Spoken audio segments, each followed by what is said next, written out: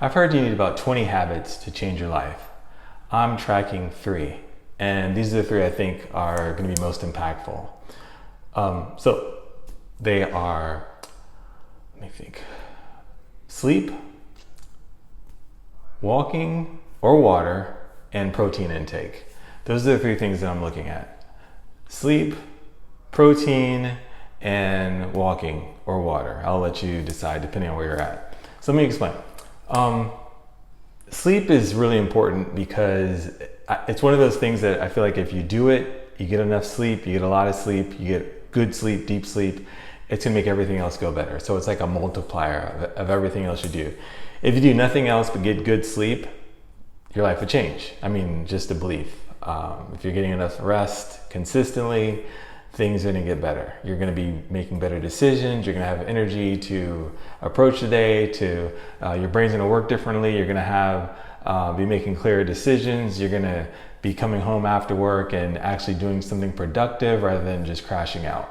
You'll even make better food choices. You won't necessarily go for junk, but go for something that's gonna fuel you and fuel your brain. Just a hypothesis, just try it out, focus on sleep.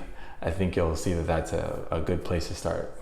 The second non-negotiable or thing to track is protein. It sounds crazy, but protein, when it comes to diet, just trying to simplify what diet is and what diet is all about. I think it can be very complicated, especially when you start tracking calories and looking at your macros. Macros being protein, carbs, fats, and then those other sugars. Alcohol is something else. I mean, you shouldn't have to track alcohol, but I'm just saying. It can get really complicated really fast. So let's just focus on protein. And shout out to Alex Ramosi. He put out a video explaining how he gets 200 grams of protein a day, and that's what he's been doing for like the last 20 or 30 years. And it's really simple, he breaks it down.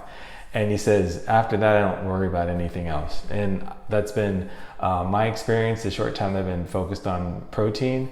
Sometimes I do feel heavy. Sometimes I feel like I've consumed too much, but I think it works itself out. If you, like today, for example, I had some carbs, meaning I had beans and rice. And while beans do have protein, it's not a protein dense form of nutrition. So I ended up consuming a lot of additional calories that I didn't have to, that didn't necessarily contribute to my protein intake for the day. Just a fancy way of saying, look, just try it out, focus on protein. To determine how much protein you need, the quick rule of thumb is 1 gram of protein per body fat, per pound of body weight that you have. So if you're around 200 pounds, then you want to look at 200 grams of protein, or if you want to be more specific, look at your lean body mass, and you can get that by going on one of those smart scales or doing like a scan or just guesstimating what your body fat is. So for me, it works out to be, even though I'm 200 pounds, I'm kind of heavy, a little on the fluffy side. My BMI is a little higher than what I want it to be, or let's just say less than ideal. So it's around 170. So my range is between 170 and 200 grams of protein per day. And so the reason why protein is so important is because it's a building block of muscle. But more importantly is it's the nutrient that your body uses for recovery, for rebuilding, for I don't like when your muscles are breaking down, it uses protein to rebuild the muscle.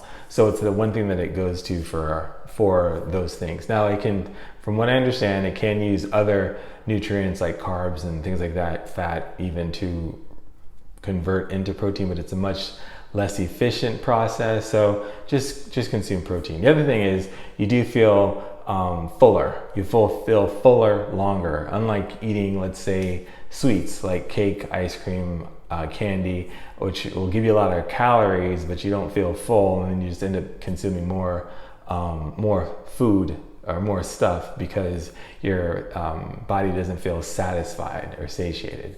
So that's the take on protein. I'm kind of happy to be doing it, and it's going to help you sleep. Helps you sleep better. I think it helps you sleep better, although not as well as if you're consuming carbs. quick story, I did do keto, I think, at one point. Keto is one where you don't have any carbs, you go really low carbs on it. And when I cut the carbs out of my diet, my sleep wasn't as good. I just wasn't getting a really good sleep. So just a little side note there. So the third thing, and I'm giving you options, is to track either walking or water. Walking is if you're into like a mobility creator space, like just getting out there and walking. That's one thing. And then the other thing is water. So let's start with walking. Walking is really important to me because it has a lot to do with mobility. I noticed that when I started walking, my back problems, I won't say went away, but they didn't happen anywhere near as often. And I just felt looser and better about things. I didn't have the back pains when I was waking up in bed. So walking is important, but it also gives me a mental space. So it provides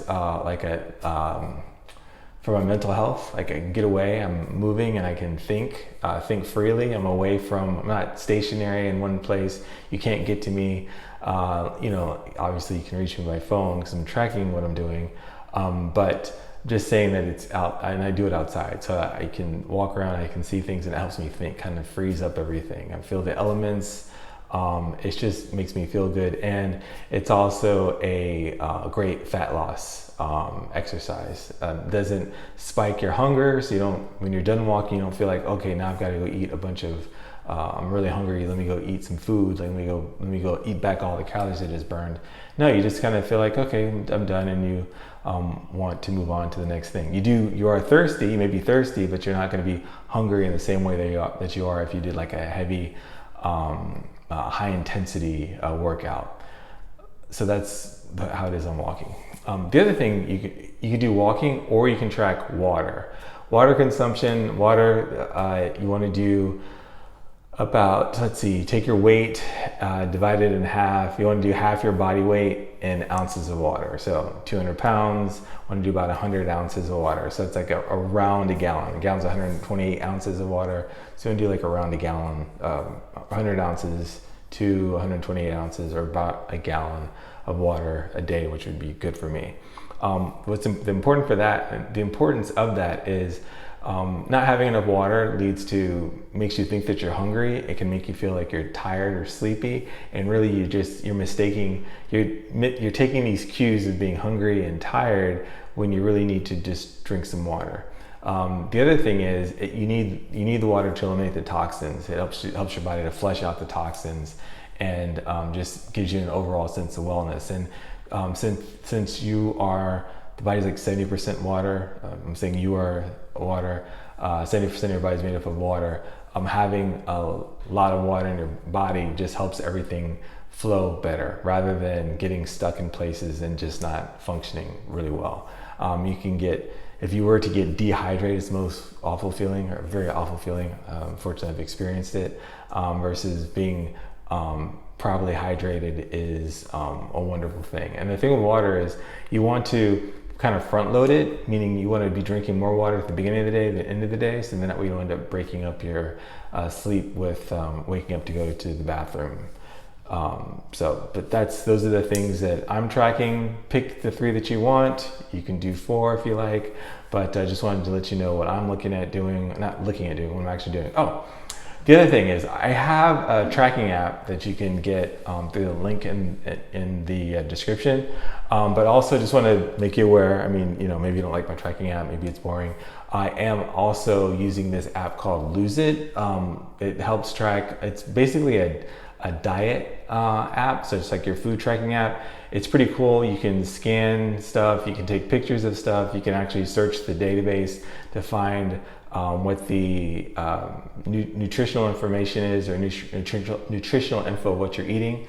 But it also gives you a way to track like your steps for the day, how much water you're drinking, how much you weigh, body fat. It gives you like a place to keep all that stuff.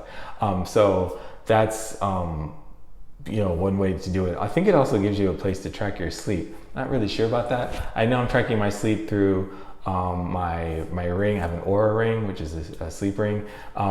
If you don't have, maybe you can, if you have a watch, like an Apple Watch, a Google Watch, Samsung, what all those things do are wearable fitness. They help you track things like sleep. There's a bunch of different items you can. If you don't want to be bothered in buying something, you just track the time. When you wake up in the morning, you can track how many hours you gave yourself to sleep and how you feel when you wake up. That's another way of tracking. In that case, you do want to use some sort of app just to find out, just to keep everything in one place. I do like apps. I do like tracking just so I can see that progress over a long period of time. Like the first day doesn't matter, but over a month, that's kind of cool. Over 3 months, that's kind of cool. I mean, even with the walking, I use the Nike Run app. I also use Map My Run, which is kind of like, was it Map My Fitness? I think Map My Fitness. There was an app, a diet tracking app called, I think, Map My Fitness. It's like Map My Run, it's just really expensive compared to what apps actually cost. I think LoseIT cost, I think somewhere was like $10 or $20 for the year. Map My Fitness was like $20 a month, which was a lot for any app. Just generally looking at how much apps go. So I track my my walking through that, and over a period of time, I can just kind of scroll through and see all the steps, all the places I've walked in, and how many miles I've done over the course of the day, the week, the month, and the year.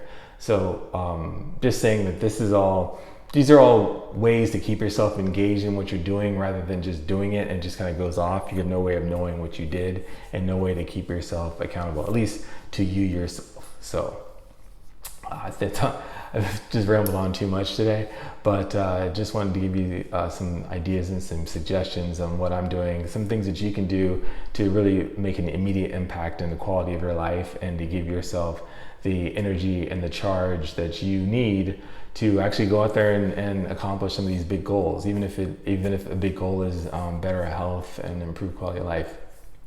All right, so that's all I got for you today. Thanks for listening. Bye.